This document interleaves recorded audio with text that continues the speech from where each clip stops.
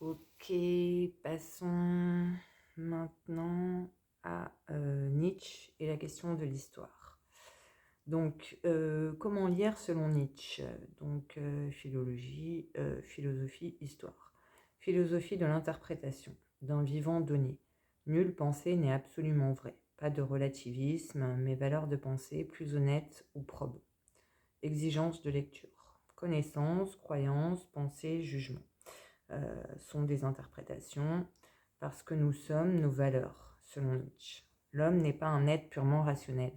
Il ne peut faire fi de ses besoins, affects, instincts, pulsions, particulièrement inconscients.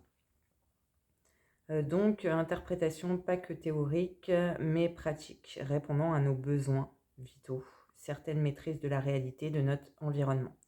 La réalité est la réalité telle que je l'aperçois. Pas de connaissance en soi, lignée de Kant, sauf que Nietzsche l'inscrit dans le vivant. Autant de manières d'interpréter que de formes de vie. Il ne peut y avoir de connaissance objective, car conditionnée par nos instincts et besoins. Raison pure, spiritualité absolue, connaissance en soi n'existe pas objectivement, ce sont des points de vue. Pour Nietzsche, la connaissance implique toujours de l'interprétation, pas de vérité absolue, les faits en soi n'existent pas. Quelque chose d'absolu ne peut pas être connu, sinon il ne serait justement pas absolu. Mais toutes les interprétations ne se valent pas. Il y a une hiérarchie des interprétations. Par exemple, certaines interprétations favorisent des formes de vie plus fortes, d'autres plus faibles. Nietzsche utilise souvent métaphoriquement les termes de maladie ou de santé pour ces formes de valeurs.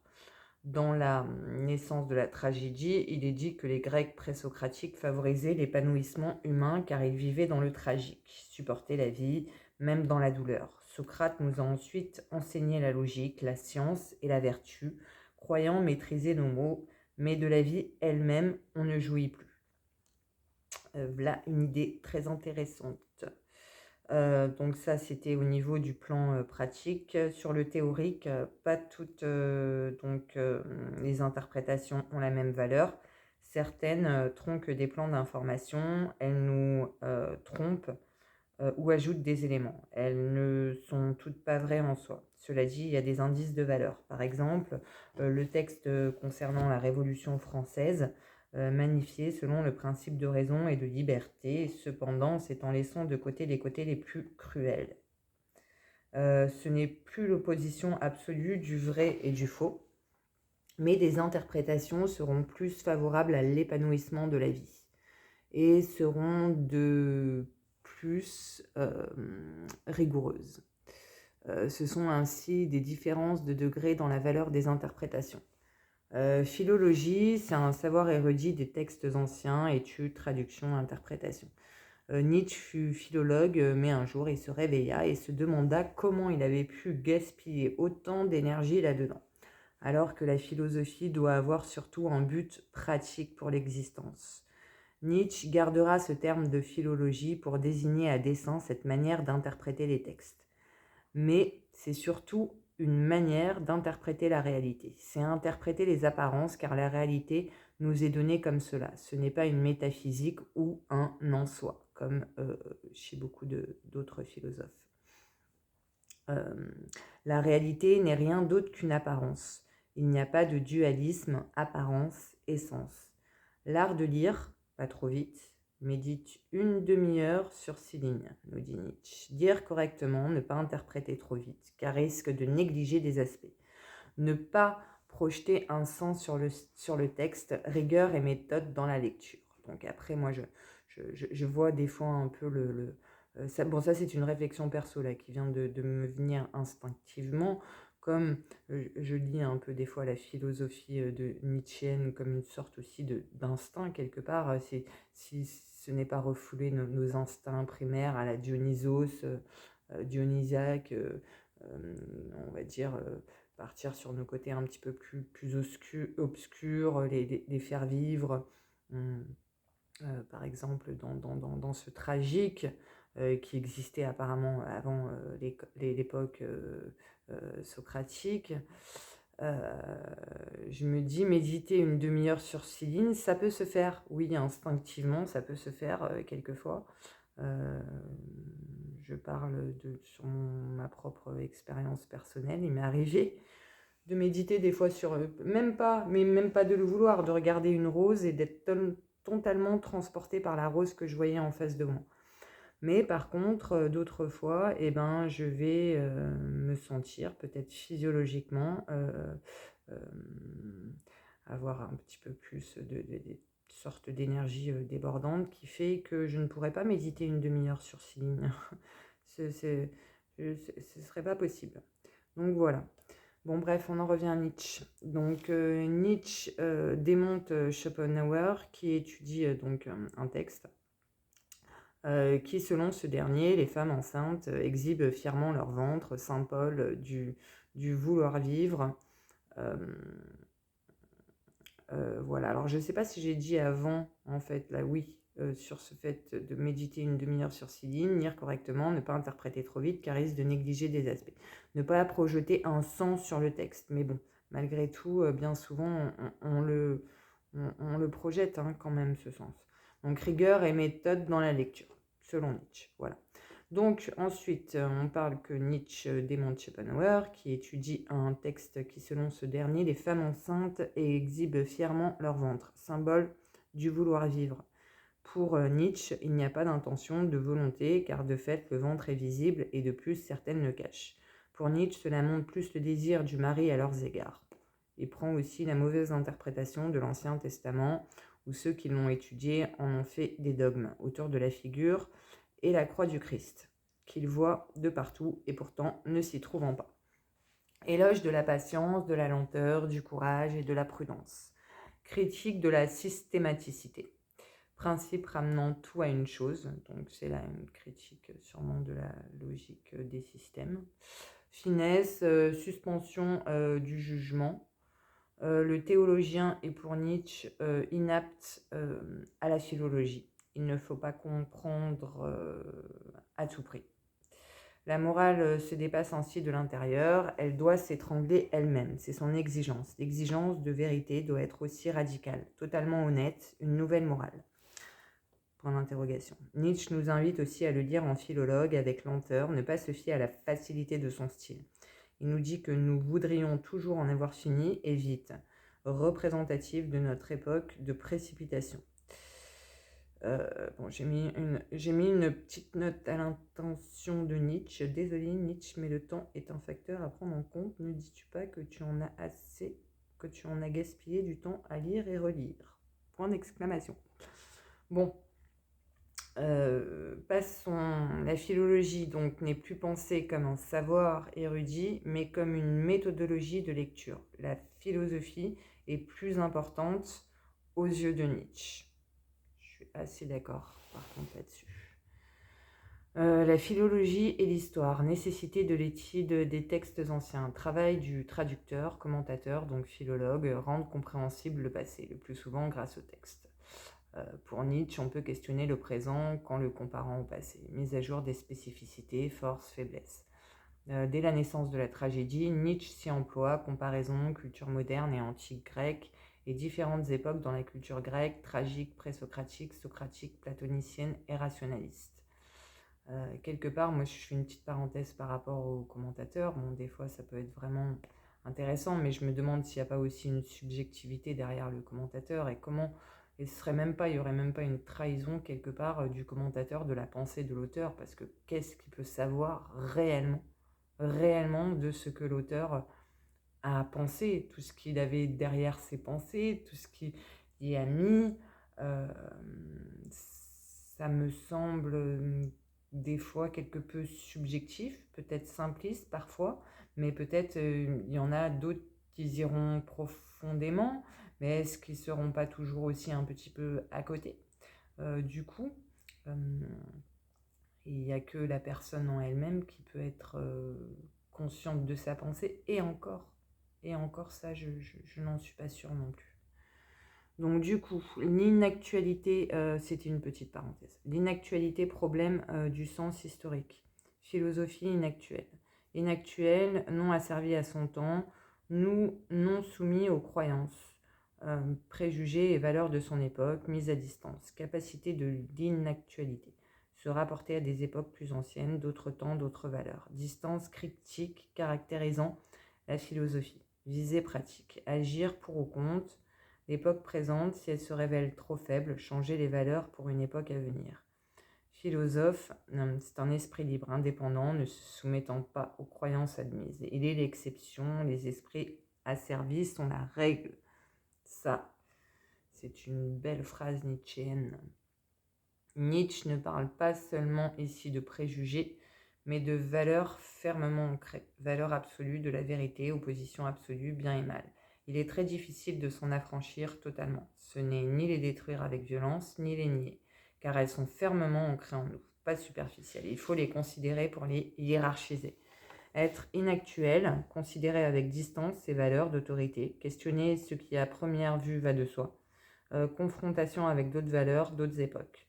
Ce n'est pas l'intemporalité, c'est interroger l'actuel.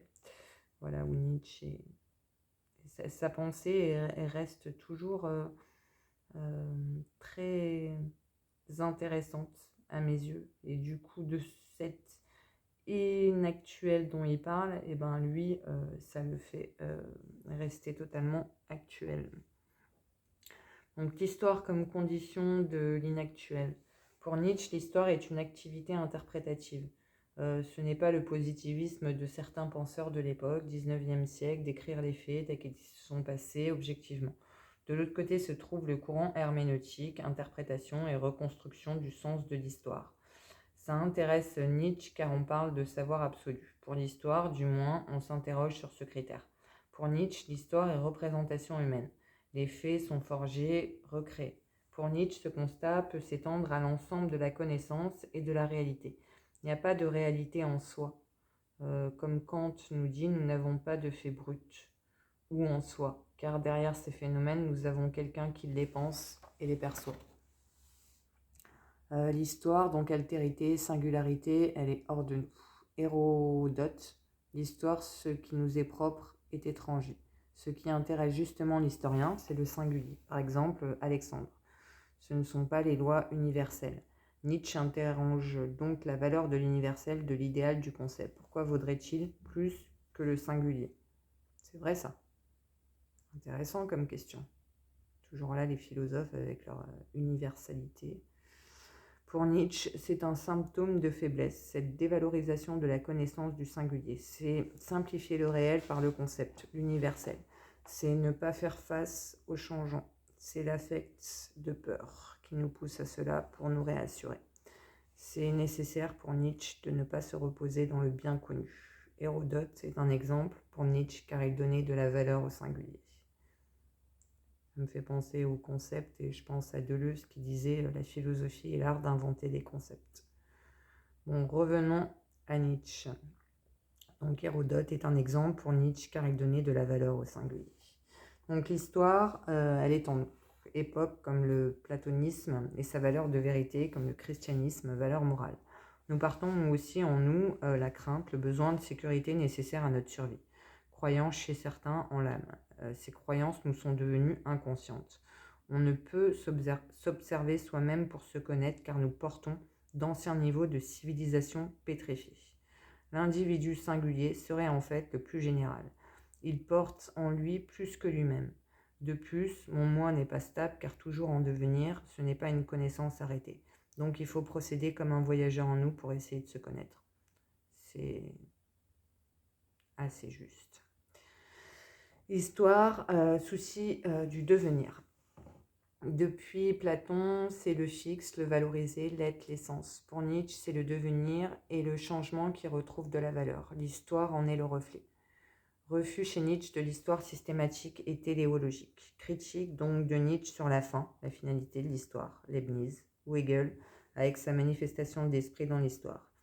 Tendre vers le meilleur, en interrogation, rien ne le prouve. Dans l'histoire, là où il y a souvent cruauté.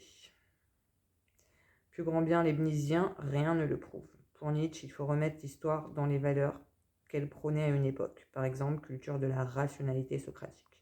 Si elle est dans cette mouvance, c'est de fait sa finalité qu'elle valorise. Technicité, progrès par exemple. Les cultures primitives seraient alors imparfaites. qui peut en juger? Pour Nietzsche, l'histoire nous révèle d'autres manières de penser, qui seraient plus fructueuses pour l'humanité. Époque tragique, présocratique. C'est s'enfermer dans un dogme, de se croire dans un progrès linéaire. La Renaissance italienne ou la Grèce présocratique revêtait un degré supérieur de santé. Nietzsche, c'est une philosophie pratique. Problème et valeur du sens historique. Sens historique, est-ce une vertu philosophique? Conscience du devenir et pas connaissance historique. Désintéressée et érudite. L'homme est un devenir comme la connaissance. Il n'y a pas plus de données éternelles qu'il n'y a de vérité absolue. Réflexion intéressante sur les instincts de l'homme. Est-ce que c'est une vérité immuable? Manque de sens historique, péché originel de tous les philosophes. Leur défaut, entre autres, penser une réalité stable. Ils veulent penser l'homme comme entité universelle et éternelle. C'est une faute philosophique et philologique. L'homme actuel serait la mesure de toute chose. Emprunt à Protagoras. Ce que les philosophes manipulent depuis la nuit des temps, des momies conceptuelles. Les études historiques doivent mener à des variations, isoler et différencier des moments de culture d'un peuple, d'un homme, menant à des changements, en général progressifs. Exemple de la naissance de la tragédie, culture tragique, basée sur les instincts précédant la culture rationaliste de Socrate, même si commençait avant lui, qui dévalorise la sensibilité. À ce stade, vertu, car ceci de rigueur philologique de Nietzsche, prêtait attention aux apparences dans leur caractère changeant. Et problème de l'excès du sens historique. Vertu qui peut devenir un vice car l'homme se perdrait dans la multiplicité des diversités passées. On ne peut pas toujours penser le passé, sans ça on oublierait le présent et l'exigence de construire l'avenir. Nietzsche critique cette valeur scientifique de l'histoire comme valeur en soi, à contrario d'une valeur pour la vie. Survalorisation du seul savoir. Ne s'indigner de rien, ne rien aimer, tout comprendre, voilà la tragédie pour Nietzsche. Du sens historique, l'insupportable objectivité. C'est assez paradoxal. Là, je pense tout de suite à ça. Que Nietzsche dise ça quelque part parce que il a tellement bien analysé suivant son œil. Par exemple, cette époque socratique avec cette logique de tout comprendre. Voilà, je me demande si même lui, Nietzsche, n'a pas eu cette soif quelque part de tout comprendre en faisant des généalogies, par exemple, la généalogie de la morale. Petite parenthèse. Donc je continue. Pour Nietzsche, il est clair que la connaissance est notre connaissance.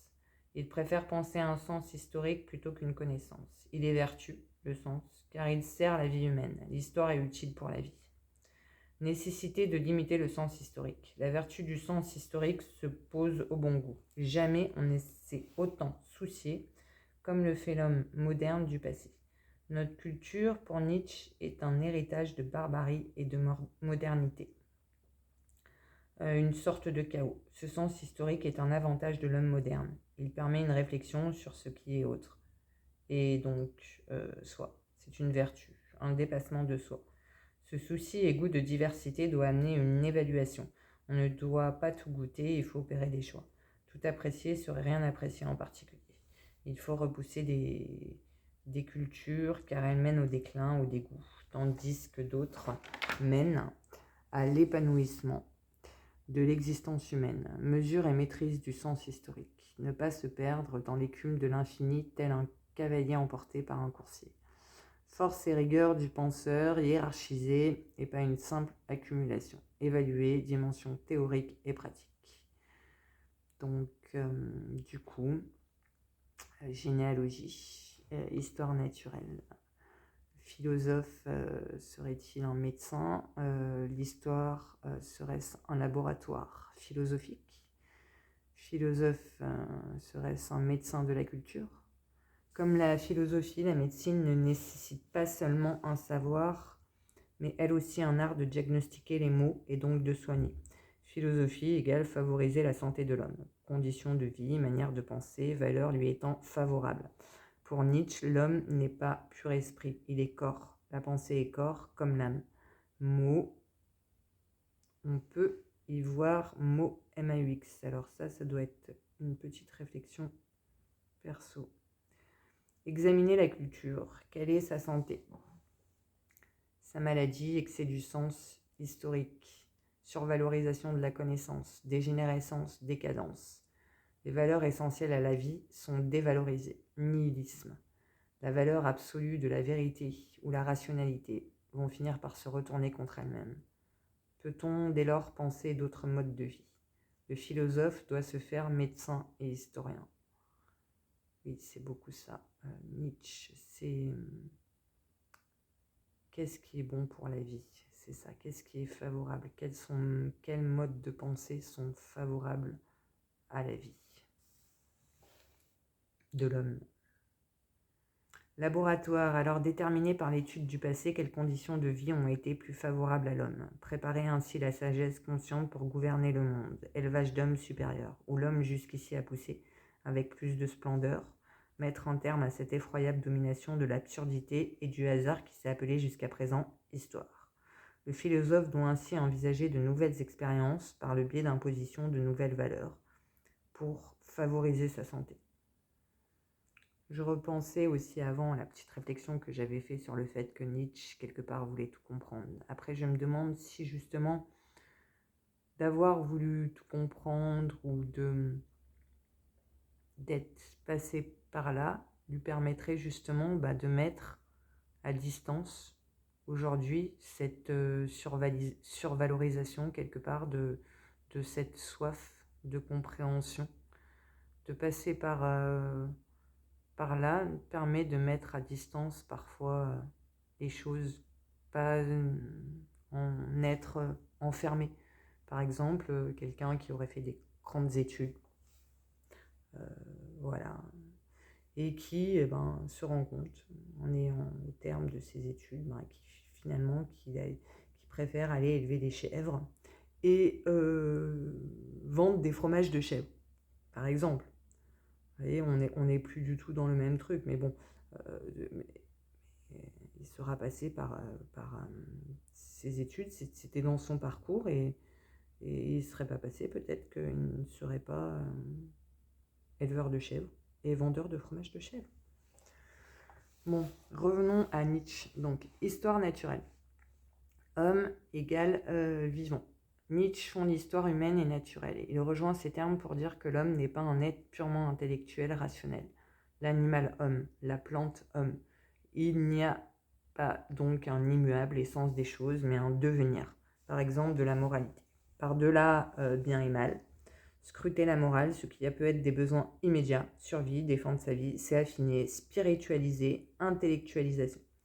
La science de la morale prétend l'étudier, mais elle est balourde. Elle ne prend pas en compte toute la complexité de cette histoire de la morale qui s'est construite. Ça, c'est très intéressant aussi au niveau de la généalogie de la morale, ou même rien que de questionner, même si Nietzsche, quelque part, a ses idées propres, de questionner c'est la morale, comment elle s'est fondée, toujours assez intéressant. On ne peut absolutiser la morale comme Platon ou Kant, car ça aussi c'est intéressant, parce qu'il y en a beaucoup et on peut le penser parfois qu'il y a une morale qui est même à l'intérieur de nous, qui Hume dirait ça, qu'il y a une morale qui est à l'intérieur de nous, une sorte, on pourrait l'appeler la conscience du bien, du mal, mais alors d'où elle vient? Est-ce que elle a été instituée? Est-ce qu'elle nous est constitutive de notre nature? Est-ce qu'elle a répondu à des besoins? Est-ce que si? Est-ce que ça? Bon, on peut s'en poser des questions, ou pas. Donc, du coup, car connaissance égale interprétation chez Nietzsche. Ce n'est pas une théorie morale, mais des sentiments moraux. Vivent, croissent. Ce ne sont pas des valeurs absolues, mais plus des besoins physiologiques. Vivre en société, par exemple, dévalorisation de l'égoïsme. Dans certaines cultures, on ne considère pas la vengeance comme immorale.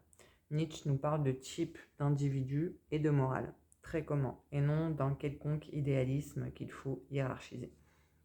Ça me fait penser aussi à un cours que j'avais étudié dans d'autres études philosophiques sur Nietzsche, où Nietzsche faisait l'éloge des œuvrés, Oui, des gens désœuvrés qui eux-mêmes avaient tout compris, un peu les flâneurs quelque part, que ceux qui sont là dans une sorte de système à se, on pourrait dire, à se fatiguer à la tâche. Voilà, il y avait une sorte ben là, on parle non d'un quelconque idéalisme, mais quelque part on peut le voir aussi comme ça, comme une sorte d'idéalisation des désœuvrés, qui ferait qu'il y aurait une valeur à leur accorder. Bon, alors au niveau de la généalogie, interroger les sources multiples, naturelles, physiologiques, vitales et le devenir. Définition aussi noble, hiérarchiser ces valeurs. La morale n'est pas donnée, elle doit être interrogée. Comment les valeurs ont poussé remettent en cause la valeur des valeurs morales. Très intéressant et on terminera là-dessus.